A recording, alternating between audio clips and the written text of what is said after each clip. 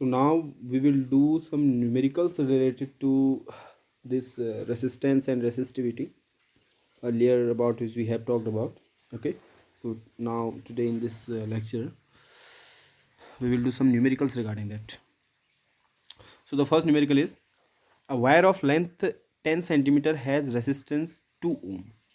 If the wire is stretched to double its length, find new resistance. तो क्या करा, अ wire of length 10 centimetre, कोई wire है जिसकी लेंथ कितनी है 10 सेंटीमीटर है, हैज़ रेजिस्टेंस 2 ओम, उसका रेजिस्टेंस कितना है 2 ओम का है.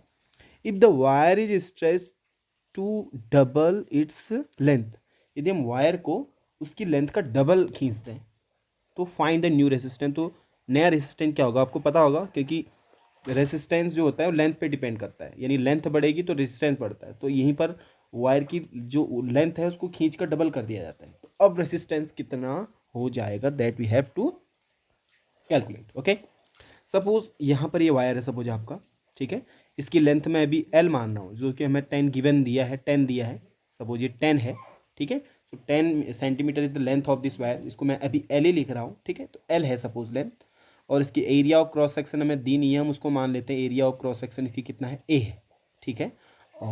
और इसका जो रेजिस्टेंस है इस वायर का हमें दिया है, कितना दिया है 2 ओम का रेजिस्टेंस इसका दिया है 2 ओम. ओके, अब हमने क्या किया, इस वायर को हमने खींचा, स्ट्रेच किया, तो इसकी लेंथ हो गई 2L, डबल कर दिया ना, या तो डबल कर दिया, यानी पहले L था अब 2L हो गया, यानी पहले 10 था तो अब 20 हो गया, ठीक है. तो 2L इसकी लेंथ कर दी.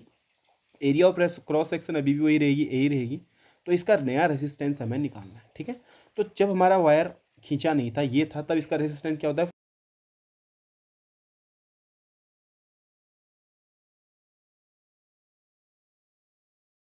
रो एल बाई ए. इसको मैं यहीं पर रहने देता हूँ. अब जो नया वायर है हमने जो स्ट्रेच कर लिया, इसी वायर को स्ट्रेच करके बड़ा बना दिया, तो इसकी रेजिस्टेंस निकालते हैं तो क्या हो जाएगा, R dash is equal to क्या होता है रो एल अपॉन ए. तो एल हमने कितना हो गया इसका 2L हो गया, तो एल की जगह क्या लिखेंगे 2L बाई ए, ठीक है. तो रो एल बाई ए को मैं अलग लिख लेता हूँ, इस 2 को बाहर इंटू मल्टीप्लाई 2 कर लेता हूँ.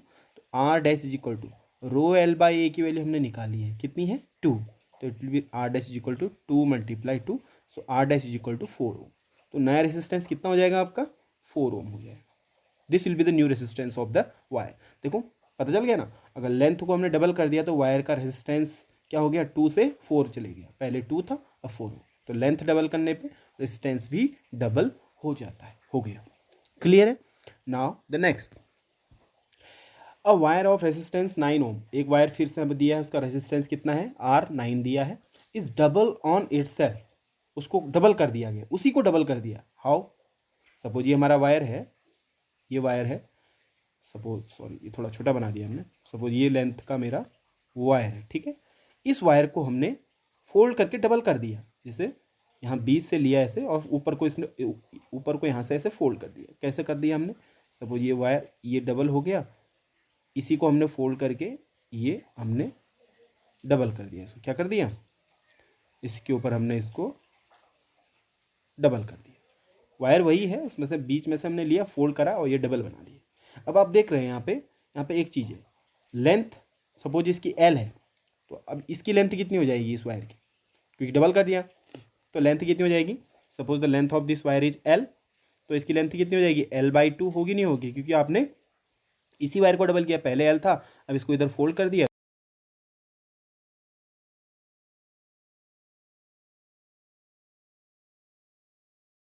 मतलब ये समझे, मोटाई, ये पूरा एरिया है ना, एरिया ऑफ क्रॉस सेक्शन इसकी क्या मानते हैं हम ए मानते हैं. तो इसकी कितनी हो जाएगी, अभी देख पा रहे हैं हम डबल ए 2A हो जाएगी. What will be the area of cross section of this one wire now 2A, 2A, ये एरिया ऑफ क्रॉस सेक्शन हो जाएगी. और इस वायर का आपको रेजिस्टेंस दिया है, कितना दिया है इस वायर का रेजिस्टेंस आपको, इस वायर का रेजिस्टेंस आपको दिया है, कितना दिया है, R has been given here 9 ohm, ये 9 ओम का रेजिस्टेंस दिया है. और इसका रेजिस्टेंस जो नया वायर आपका ये बन गया, इसका रेजिस्टेंस हम आर डैश हमें निकालना है. तो सिंपल सेम फॉर्मूला हम यूज करेंगे, क्या यूज करेंगे, R is equals rho L upon A. तो आर हमें 9 दिया है इस वायर का, तो 9 is equals rho L upon A हो जाएगा, ठीक है ना. इस वायर का हमारा रेजिस्टेंस कितना हो जाएगा, R dash is equal to rho L by A होता है, तो एल की जगह कितना लेंगे अब इसमें L/2 हो जाएगा, हाफ लेंथ कर दिया ना, इसी को मैंने फोल्ड करके डबल कर दिया, तो L/2 हो गया. और एरिया अब इसकी पहले ए थी अब डबल हो गई तो 2A हो गया, तो एरिया विल बी 2A. तो R dash is equal to rho L by two, two जा ए मल्टीप्लाई चले जाएगा ऊपर, टू टू जा 4a हो जाएगा। रो एल अपन ए को मैं अलग लिख लूँगा और 1/4 को मैं यहाँ से अलग कर लेता हूँ। और रो एल अपन ए की वैल्यू हमने कितनी निकाली है 9, तो is equal to R is equal to 9 into 1/4, तो 9 1 जा 9/4 हो। तो आर डैश इस वायर का रेजिस्टेंस कितना हो जाएगा अब आपका 9/4 हो जाएगा। क्लियर है?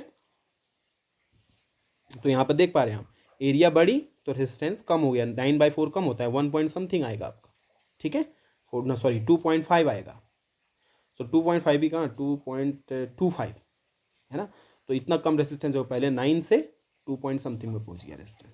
तो ये देख पा रहे हैं हम, एरिया डबल करी तो रेजिस्टेंस कम हो गया। तो इसका मतलब रेजिस्टेंस किस पे डिपेंड कर रहा है, लेंथ के साथ साथ एरिया पे भी डिपेंड कर रहा है, वो हमने पहले कर चुके हैं।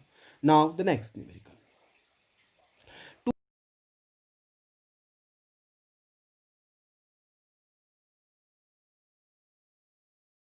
छोटे छोटे, कोई ज़्यादा मोटा है कोई कम मोटा है, यानी इसकी रेडियस, सपोज ये दो वायर हैं, एक वायर ये लिया हमने, इस वायर की रेडियस, रेडियस मीन्स ये डिस्टेंस कितनी दिया है r1 दिया है, ये r1 हो गया। और दूसरा वायर लिया हमने, ये थोड़ा मोटा हो मान सकते हैं, और इसकी रेजिस्टेंस यानी ये डिस्टेंस कितनी दी है मिडिल पॉइंट से इतना, ये आपको r2 दी है, ठीक है। तो two wire of length same है दोनों की, यानी इसकी लेंथ अगर l माने तो इसकी लेंथ भी क्या होगी आपकी l होगी, ओके।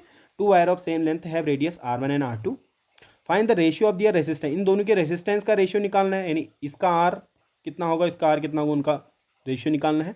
एंड द रेसिस्टिविटी, और इन दोनों का रेसिस्टिविटी का रेशियो भी निकालना है, रेसिस्टिविटी का भी रेशियो निकालना है। तो समझ सकते हैं रेसिस्टिविटी का मतलब हो सकता है दोनों अलग अलग मेटल के बने हो, एक कॉपर एक एल्यूमिनियम का, इस टाइप का कुछ बना हो, तो दोनों का। अच्छा अब क्या करा, if they are made of same material, यदि दोनों सेम मटेरियल के बने हैं। अब यहाँ से आपको एक बहुत अच्छी चीज़ मिल गई, if they are made of same material, अगर ये दोनों सेम मटेरियल के बने हैं तो दोनों का रेसिस्टिविटी क्या हो जाएगी, रो सेम रहेगा। मैंने बताया था आपको resistivity depends upon the material, अगर मटेरियल सेम है तो रेसिस्टिविटी सेम रहेगी, भले ही वायर कितना ही लंबा चौड़ा तगड़ा लिया हो आपने, ठीक है ना। अब देखो ये कह रहा है if they are made of same material, both the wire are made of same material, इसका मतलब इसकी रेसिस्टिविटी और इसकी रेसिस्टिविटी दोनों क्या हो जाएगी सेम। अगर इसकी रेसिस्टिविटी आप रो 1 माने, इसकी रेसिस्टिविटी आप रो 2 माने, तो इनका रेशियो हमें निकालना है ना, फाइंड द रेशियो कह रहा है, तो रो 1/रो 2 कितना हो जाएगा, रो 1 इसका भी रेसिस्टेंस एक ही है, रो ही है, इसका भी रेजिस्टेंस रो ही है, तो रो 1 रो/रो हो जाएगा, कैंसिल हो गया, 1/1 1:1, तो दोनों की रेसिस्टिविटी का रेशियो क्या हो जाएगा, रो 1 रेशियो रो 2 कितना हो जाएगा 1:1, तो इन दोनों की रेसिस्टिविटी का रेशियो है, ठीक है। अब इन दोनों का हम रेसिस्टेंस का रेशियो निकालते हैं। सपोज हम इसका रेसिस्टेंस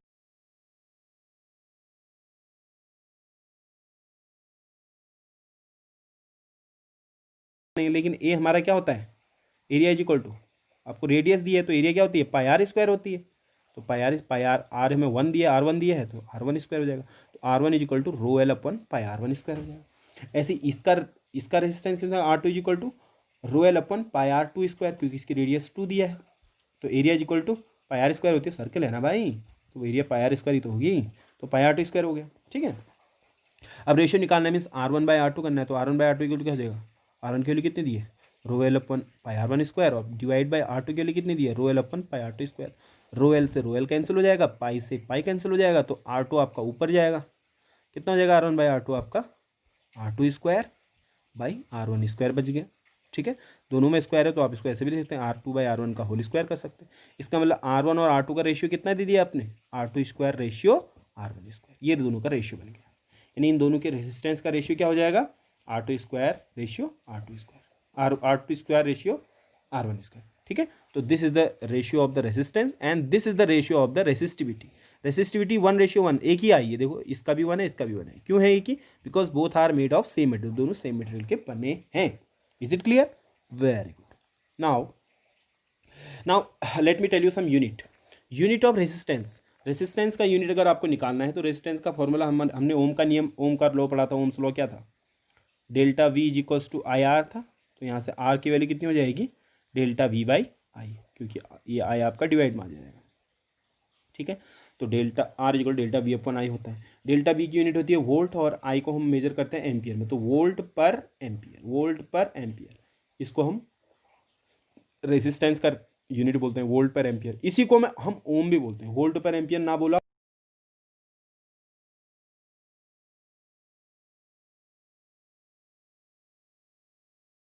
ओम बोलो, और इसको हम ऐसे लिखते हैं ओम को। क्लियर है? This also have to. Okay, now R is equal to rho L upon A होता है, तो यहाँ से रो इज इक्वल टू क्या हो जाएगा, ये ए यहाँ मल्टीप्लाई करेगा तो हो जाएगा R A by L divide में आ जाएगा आर ए बाई एल। ठीक है, तो यहाँ से हम रो की यूनिट भी निकाल सकते हैं, unit of rho, rho means resistivity, resistivity की यूनिट क्या हो जाएगी, आर की यूनिट क्या होती है ओम, मल्टीप्लाई एरिया की यूनिट क्या होती है metre square, divided by length को किस में मेजर करते हैं मीटर में। देखो 1 मीटर से एक स्क्वायर एक कट हो जाएगा, खाली क्या बचेगा आपका ohm meter, ohm meter. So what is the unit of resistivity, ohm meter, ध्यान रखना, unit of resistivity is ohm meter and unit of resistance is ohm, ohm बोलो या वोल्ट पर एम्पियर बोलो। Is it clear? Very good.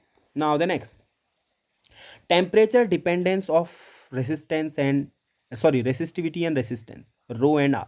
तो rho और are temperature पे किस प्रकार से डिपेंड करते हैं, how do they depend on temperature, this we will study here. ठीक है, तो सपोज सबसे पहले हमारे पास, क्योंकि कंडक्टिविटी के बेसिस पे जो मटेरियल होता है 3 टाइप्स में हमने डिवाइड करते हैं, कंडक्टर, सेमीकंडक्टर और एलॉयज। ठीक हो गया। कंडक्टर में अगर हम देखें, कंडक्टर में जैसे ही आप टेम्परेचर बढ़ाते हैं, हम टेम्परेचर डिपेंडेंस निकालते हैं, ठीक है, यानी रेसिस्टेंस और रेसिस्टिविटी टेम्परेचर पे किस प्रकार डिपेंड करते हैं, that we are going to study. तो अगर कंडक्टर के लिए देखें, कंडक्टर कोई वायर आपने कॉपर का लिया, अगर उसका आपने टेम्परेचर बढ़ाया तो क्या होगा, उसकी जो मॉलिक्यूल होंगे, है ना, तो सपोज ये आपने कॉपर का वायर लिया है, इसके जो मॉलिक्यूल होंगे, इसके अंदर के मॉलिक्यूल होंगे, इनकी काइनेटिक एनर्जी बढ़ जाएगी। इसका मतलब आपस में फटाफट टकराएंगे तो क्या होगा, अगर यहाँ से कोई इलेक्ट्रॉन इधर को चल रहा है तो उस इलेक्ट्रॉन को रोकेंगे, उस इलेक्ट्रॉन को क्या करेंगे, रोक देंगे। इलेक्ट्रॉन को रोकेंगे तो क्या,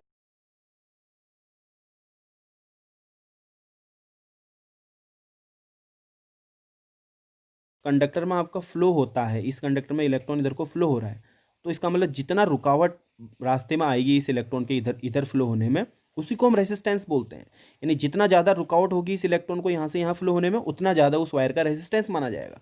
तो जैसे ही आपने किसी वायर का टेम्परेचर बढ़ाया तो उसके मॉलिक्यूल आपस में जल्दी जल्दी कोलाइड करने लगे, तो इलेक्ट्रॉन फ्लो होने में दिक्कत हो जाएगी, तो रेसिस्टेंस उसका बढ़ जाएगा। रेजिस्टेंस बढ़ जाएगा तो रो भी बढ़ेगा, क्योंकि R is equal to rho L upon A होता है, तो रेजिस्टेंस बढ़ा तो क्या बढ़ेगा आपका, रो भी बढ़ेगा। It means in case of conductor, when you are raising the temperature, resistivity also increases and resistance also increases.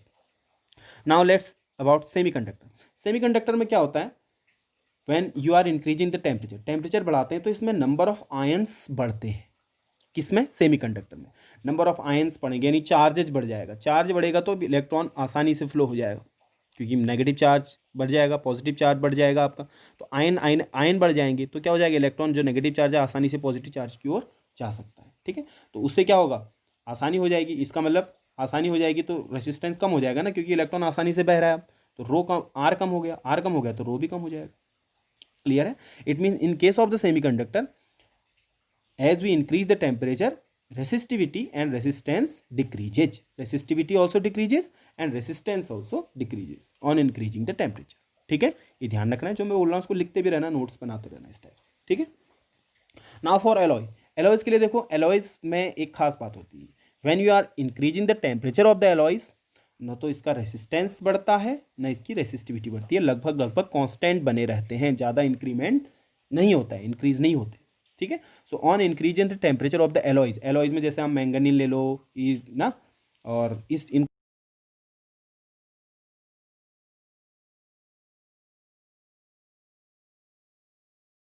एक ही बनी रहती हैं, चेंज नहीं होती हैं on increase in the temperature. ये खास बात है किसके लिए, एलॉयज के लिए।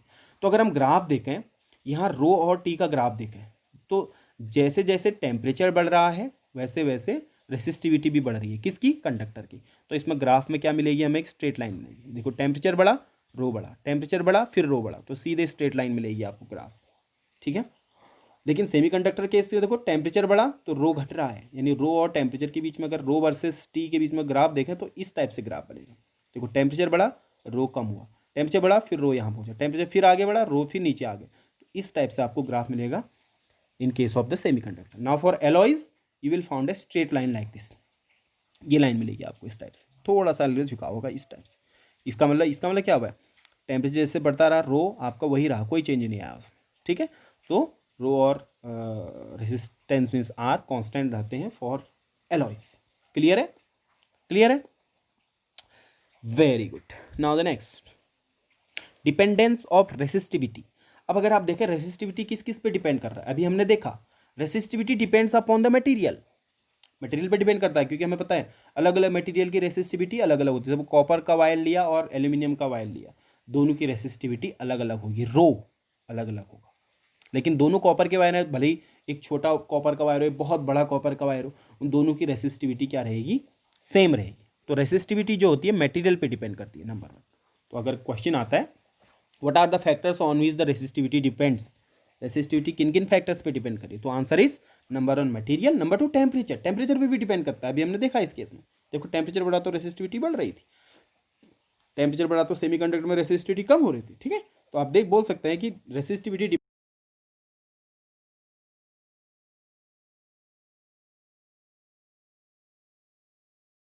ब्लॉक का मुझे रेसिस्टिविटी निकालनी है, रो निकालना है इस बड़े से ब्लॉक का। तो मैं क्या करूंगा, इसमें से छोटी सी लेंथ को काट लूंगा। सपोज मेरे को बहुत बड़ा ये ब्लॉक दिया है, इसके मुझे रेसिस्टिविटी निकाल, तो मैं क्या करूंगा, इसमें छोटा सा वन मीटर का एक लेंथ लूंगा, इसको यहाँ से काट के अलग कर लूंगा। ये कर लिया मैंने। ठीक है, तो क्या इस कितना लेंथ का बहुत बड़ा मेरे पास एक कंडक्टर था, इसकी मुझे रेसिस्टिविटी रो निकालनी थी। तो मैंने क्या किया, इसमें से छोटा सा एक इतना 1 मीटर लेंथ का क्या किया मैंने, एक टुकड़ा कट करके ये लिख लिया अलग, जिसकी लेंथ 1 मीटर और इसकी एरिया भी कितनी होगी, 1 मीटर, 1 स्क्वायर मीटर की इसकी एरिया भी होगी। तो इसका मतलब एल भी इसमें 1 है और एरिया भी इसका 1 मीटर स्क्वायर है। तो आप देख सकते हैं इसकी हमें रेसिस्टिविटी निकालना, तो हमारे पास फॉर्मूला है R is equal to rho L by A. तो फॉर्मूले में रखो जरा, R is equal to rho into L कितना है इस वायर का, छोटे से वायर का 1 है, ए भी कितना है 1 है, तो आर इज इक्वल टू हो जाएगा रो। इसका मतलब रेसिस्टिविटी किसके बराबर होगी, रेसिस्टेंस के बराबर होगी। समझिए आप, यानी ये बड़े वायर की रेसिस्टिविटी बोलो या छोटे वायर की रेसिस्टिविटी बोलो, दोनों एक ही होगी ना, क्योंकि दोनों तो कॉपर के हैं, एक ही चीज़ का तो मैंने टुकड़ा तोड़ा है। इसका मतलब जो बड़े से वायर की रेसिस्टिविटी होगी वही भी तो छोटे से वायर की रेसिस्टिविटी होगी। क्लियर है? क्लियर है ना? तो अगर बड़े से वायर का आपको रेसिस्टिविटी निकालनी है तो क्या करेंगे, उसमें से आप एक छोटा सा टुकड़ा कट कर लेंगे, उसकी रेसिस्टिविटी भी वही रहेगी। कितना टुकड़ा कट करना है, 1 मीटर लेंथ का, 1 स्क्वायर मीटर एरिया का टुकड़ा कट कर दिया, वैल्यू रख दी यहाँ। तो आर किसके बराबर आ गया, रो के बराबर आ गया। इसका मतलब रेसिस्टिविटी किसके बराबर होती है, रो के बराबर होती है। तो अगर आपको रेसिस्टिविटी की डेफिनेशन होती है, रेसिस्टिविटी की डेफिनेशन क्या होती है, resistivity is the resistance of a wire. Resistivity क्या है, वायर का रेसिस्टेंस है जिसकी लेंथ कितनी हो, 1 मीटर हो और एरिया कितना हो, 1 मीटर स्क्वायर। तो आप बोल सकते हैं resistivity is the resistance of a wire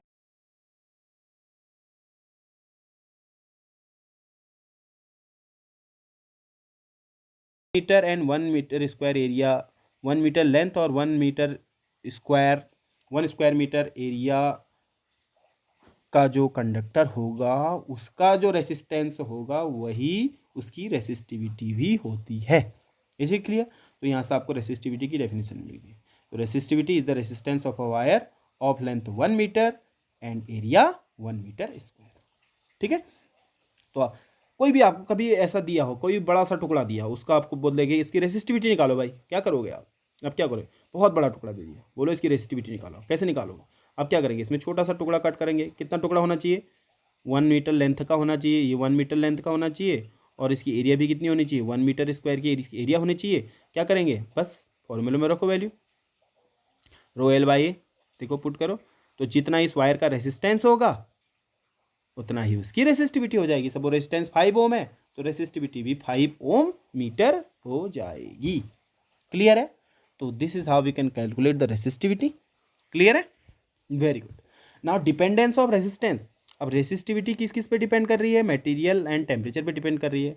और रेसिस्टेंस किस किस पे डिपेंड कर रहा है, बहुत चीज़ पे डिपेंड करता है। हमारे पास रेसिस्टेंस का formula R is equals to rho L by ए।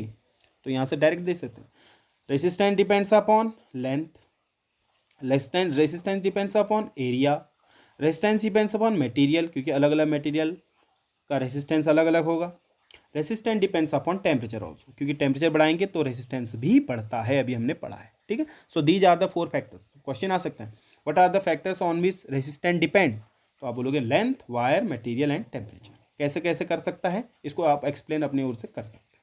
ठीक है, what are the factors on resistivity depend, resistivity किस पे डिपेंड करता है,